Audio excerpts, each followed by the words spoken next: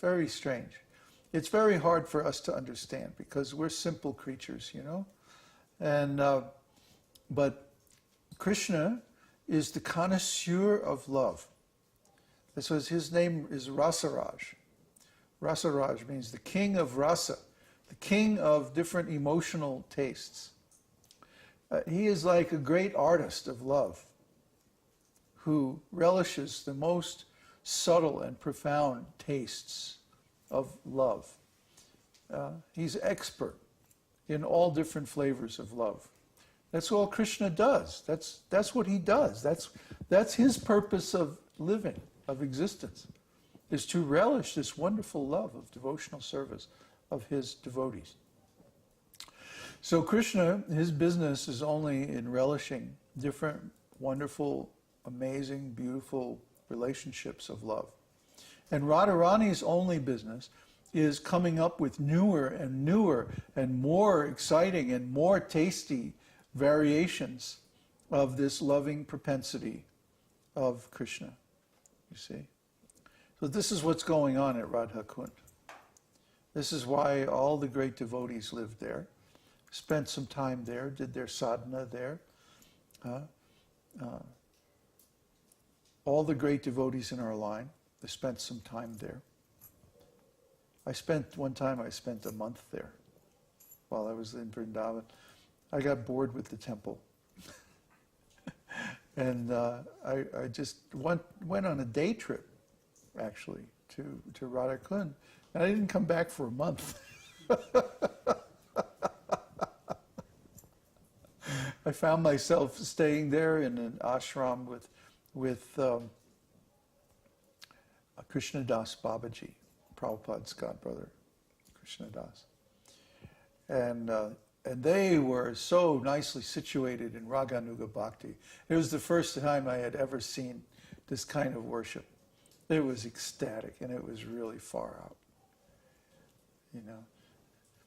So I was chanting 64 rounds and just, you know, living like a Babaji, just... I think did they give me a room, or was I sleeping outside? No, I think they gave me a room somewhere. Just a little, very, very simple room. I was just sleeping on the floor on a blanket, you know. And the weather was nice, so there was no problem with that. And going to the Kunda every day, bathing 2 or 3 times in Rādhā-kuṇḍa, that was just so ecstatic. I mean, you can't imagine.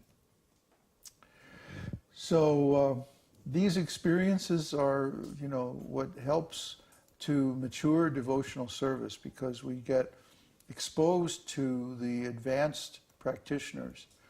You know, like right now, you know, it wouldn't be appropriate for me to act in, you know, a real rāgānūgā mood, because you know, the devotees who are associating with me here, they're in the beginning stages, or the sadhana bhakti stage, where they have to follow regulative principles. So for me to get, you know, too far out wouldn't be good for them. So anyway, but if you go someplace where the majority of the devotees are in rāgānūgā mood, then, you know, you're the only one who's like in Vaidhi Bhakti. That really turns your head around. It's like, whoa, wait a minute, what?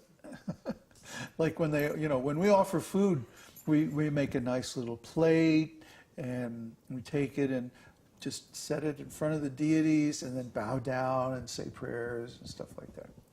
But in this ashram, they were taking the chapatis and just touching it directly to Krishna's mouth, the deity of Krishna. Like, here, Krishna, eat. You know, it's a completely different mood.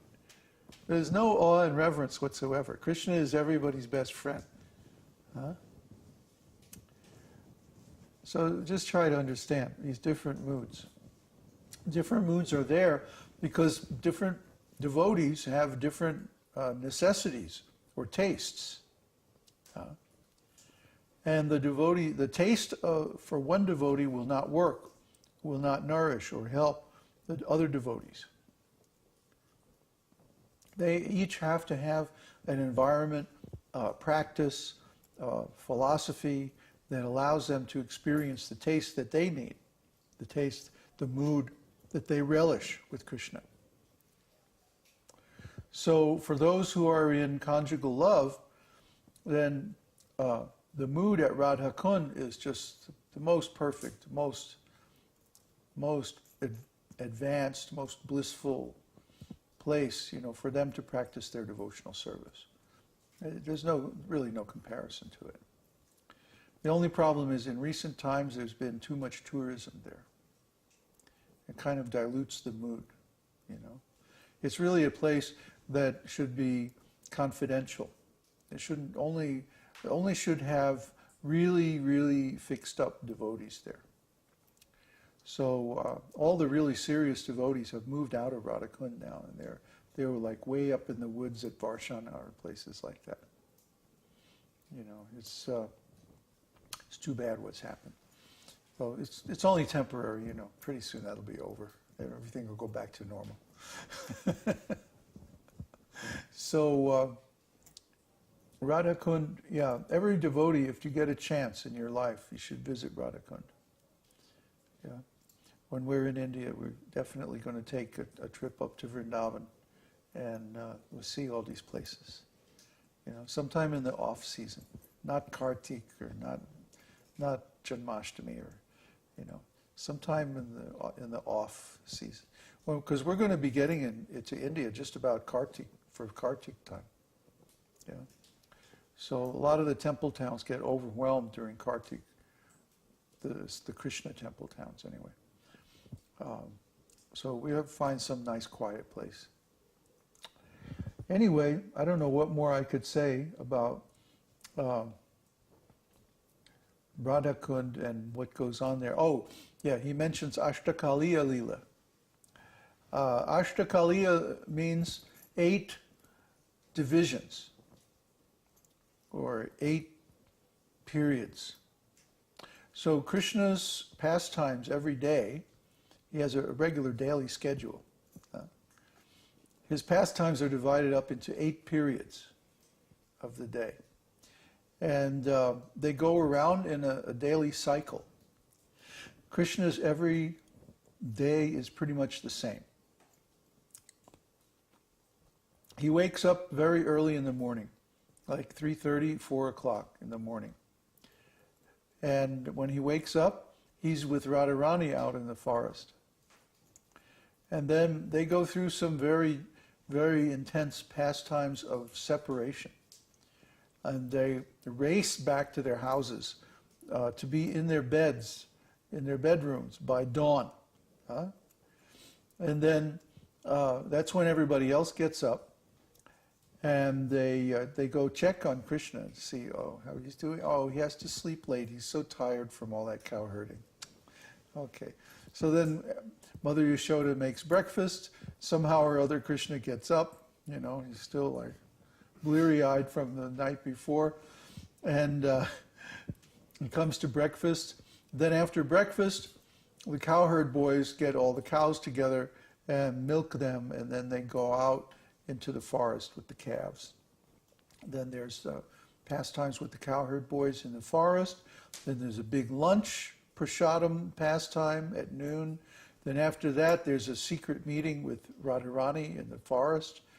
Then more pastimes with the cowherd boys and cows. And then Krishna comes home and has, again, a family pastimes, a meal, an evening meal, and then recitations and songs by the sages in a family atmosphere. So then everybody goes to bed, and as soon as they're asleep, Krishna sneaks out and plays the flute in the forest and calls all the gopis, and they all come out there in spiritual bodies and dance. So then they dance, and they have pastimes of conjugal love all night long until they finally fall asleep about 2 o'clock, 2:30. And then they get a little sleep, and then the whole thing starts again the next morning. So this is Krishna's day. This is his daily schedule, and this is called Ashtakaliya Lila, pastimes of 8-fold periods. And this is mirrored in the pastimes of the deities in the temple.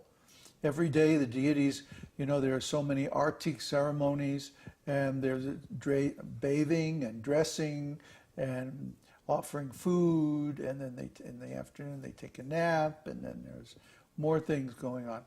And these pastimes are all reflected in the schedule of the deity worship. The deity worship is not arbitrary. It's based on Krishna's eternal pastime in the spiritual world. So these pastimes are going on without beginning or end. They're going on eternally. And we can join in those pastimes. Krishna's got some service set aside for us, for each and every one of us. That's why he created us, to do that service in the spiritual world. And we're AWOL.